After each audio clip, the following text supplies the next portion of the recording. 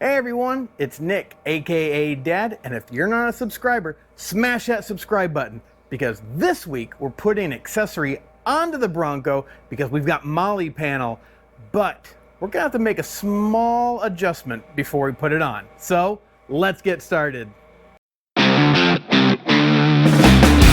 What's going on, everyone? This is Nick, aka Dad, and today we are doing some modifications to our Molle panel because we've got some accessories that go on these things that I think are going to be great, not only for being on the trail, but in case of emergency in the wintertime, summertime, doesn't matter when, but these could definitely come in handy. So let's get started.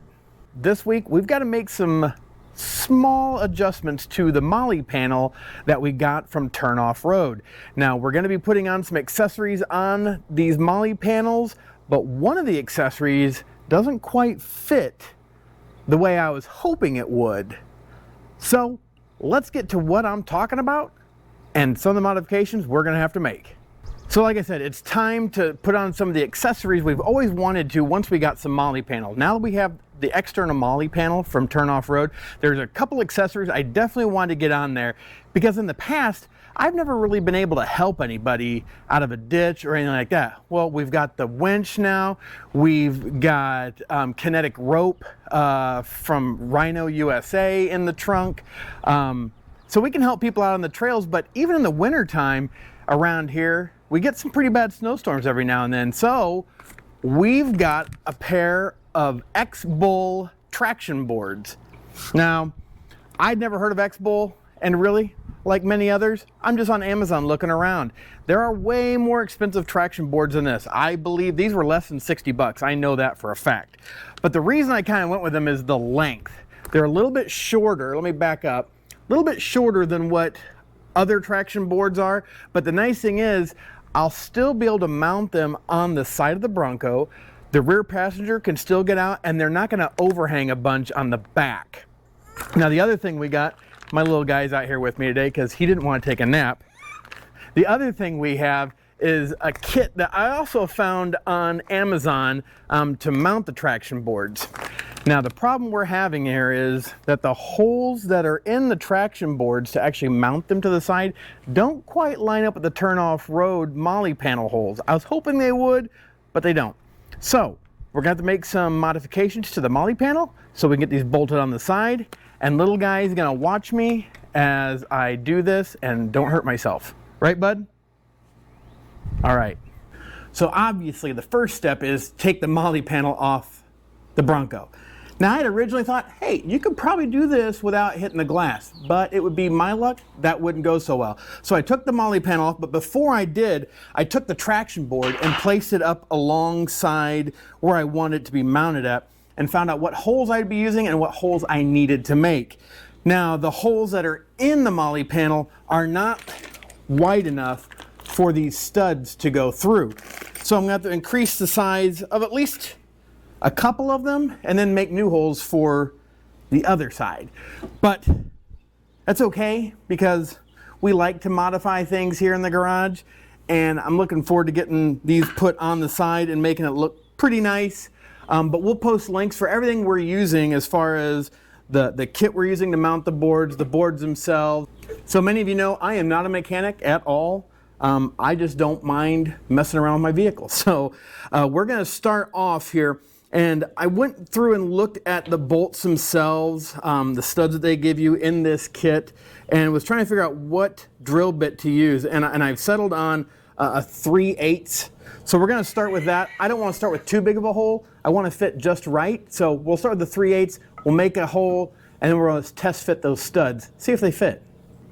All right, so the 3/8 bit was not quite big enough. It's just almost as big as the studs themselves, but it's still a little tight. Like I'd probably have to almost screw these things in through. So I want to give it just a little bit of room.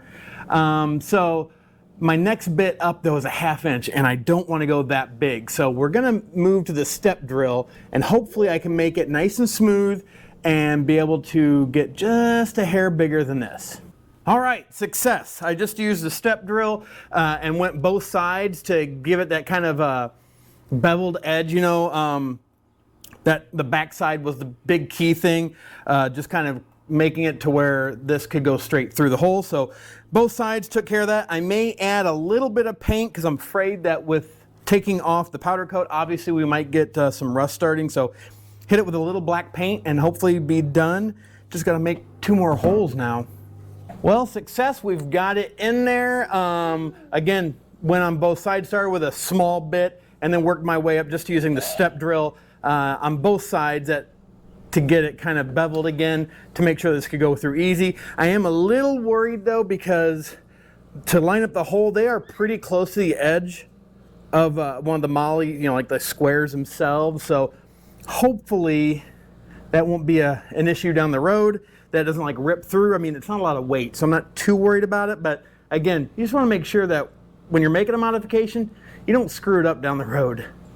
Well, I've got some of this chassis paint sitting around. I think I picked it up from Harbor Freight. So, I mean, I'll try to put a link down below if I can find it on Amazon or something. But yeah, it's iron armor, chassis, and grill paint. Hopefully that'll just keep the rust from starting on these bare metal pieces now. So we've got all our studs through, and I believe this is probably, yep, a 14 millimeter flange nut. So I did put on the back side to where the stud comes through, and then you put a flange nut and washer just on the back, and then it's just a flange nut on the front.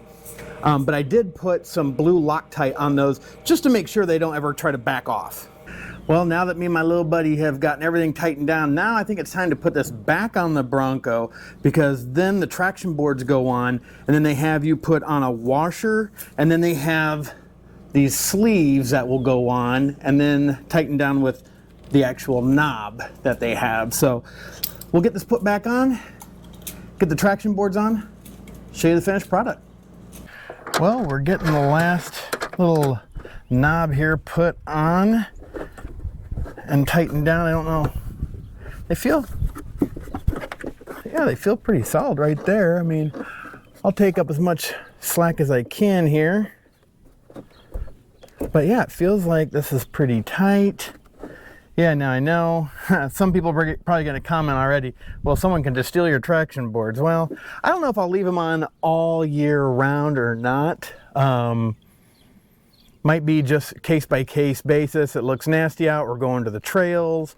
Just another way to put them on the outside of the vehicle, not have to carry them inside, don't have to carry them on the spare tire.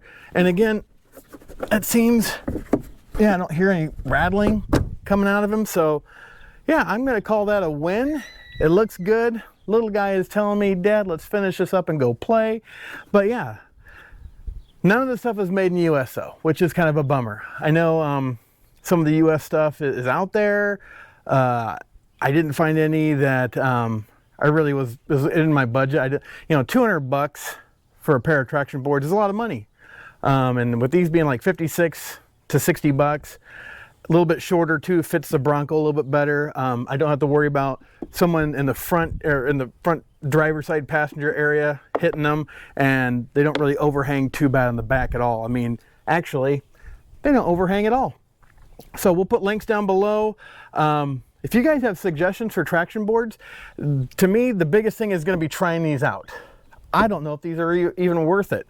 They may break the first time we use them. I've seen mixed reviews on these things. So yeah, let me know in the comments, what traction boards are you guys using that are kind of like a mid-size? I don't want the real shorties, but I don't need the ones that are, you know, 48 inches. I think these came in, I want to say around 30 inches. I'll put a description down below of, you know, how long they were. But now that I've got holes already in here though, don't know if I really want to make any more unless they match up. So, but we appreciate you watching as always. If you're not a subscriber, don't forget to smash that subscribe button, because Monk and I will find more tips and tricks and products to put on our Bronco that you can use on yours.